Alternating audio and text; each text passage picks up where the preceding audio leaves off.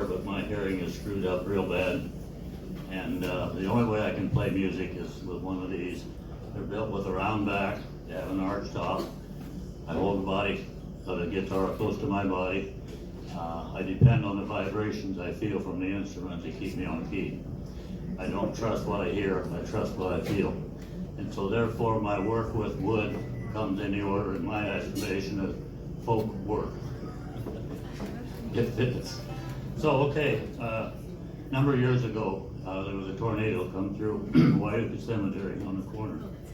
And I went there after the storm was over, and there was a gigantic cedar tree there that I assumed was about 100 years old. Every branch was ripped off of it. It looked like a big totem pole standing up there. Everything was gone, and I knew there was a guitar in there. And I was fortunate enough to get that whole tree. And so to date, that tree has yielded 5 guitars, 3 banjos, probably half a dozen hand drums. And they all have had a quality of sound that I have not dealt with in my lifetime. I attribute that to the fact that where it was growing, there was probably 7 or 8 gravestones there from 1906 and 1907. And they were all children of 8, 9, 10 years old. And I believe that the tree was planted for them. Some plague of some time had gone through and killed off a bunch of the young people. I attribute that to the fact that sound quality that comes from the instruments. So in order to do this work, I have to have wood has to have moisture and it has to be wet. And so consequently, when I got the tree down, I get out the saw and cut blocks of wood like this big, and then wrap them in wet sawdust and purposely keep them wet all while I work on them. If wood is wet, it will not split and crack.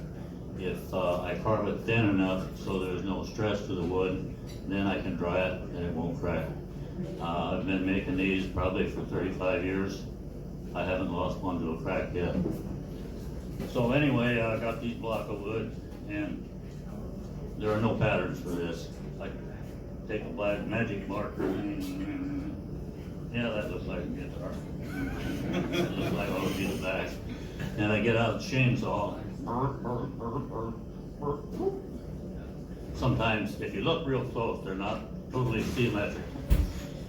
But I heard sometime, a long time ago, that the more sound travels over the more different grains of wood, the more mellow it becomes. And that's what I wanted. And so consequently, by using totally round, there's no dead corners in here. Everything changes when the grains come over. So I'm traveling the sound over a tremendous amount of grain. So I got this old shop out there, and after I get done with the chainsaw, I get out the retired horseshoe and rasp and take off some of the rougher stuff around there so it looks halfway decent. And then I do some measuring around there, and I pray to the good Lord above, and I take a hand drill and the praying is so that I don't go too deep with the drill. And then with a maul and a moon chisel, in about 15 minutes I can take 80% of the wood out of the inside of this. The rest of it takes a whole lot longer. And actually the top is made in the same way. It's an arch top. And the unique part of these is that the neck of this does not stop here like all commercial guitars are made. It goes all the way through to the end. So consequently, when I put strings on and pull up the tension, I'm not putting any tension on the body whatsoever. All the tension is taken up within the neck. I merely hang the bottom in the middle to pick up the vibration.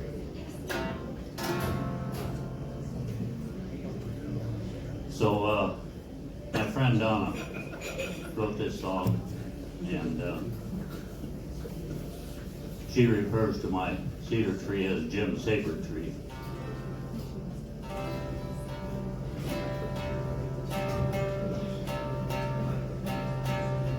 Tiny sweet William was to pass away.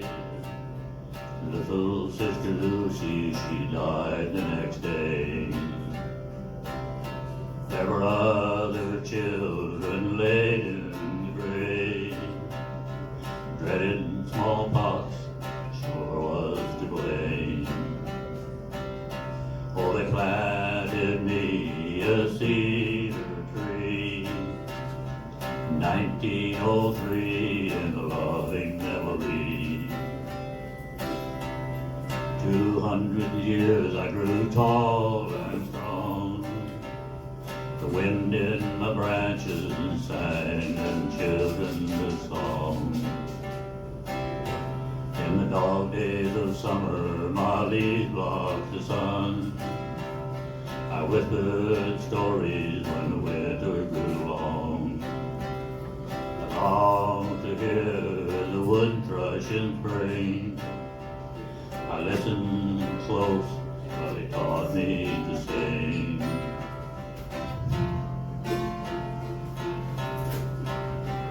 One day a tornado ripped through town, wiped across the graveyard, tearing me down.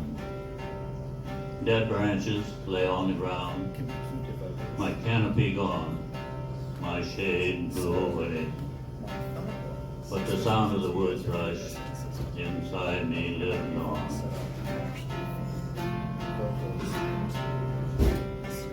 In town there's a river, man they call Jim. And look at a tree, see an instrument there. He carved my bones with a whittling knife, turned me to a guitar and brought me life. And I know that he hears that lovely bird song every time that he strums upon my silver string. Now I'm feeling my roots, oh, they're calling to me. I'm dreaming of returning to Lincoln next spring. I long to hear the wind in the tree while I sing to William and to Lucy and all of the children that are long dead and gone will thrill to the sound of my wood thrush's song.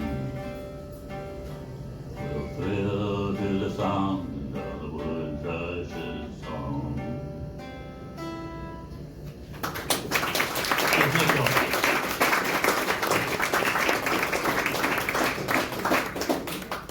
I'm all done. Thank y'all for coming. It's a great crowd, and come back next Thursday. You get to do it all again.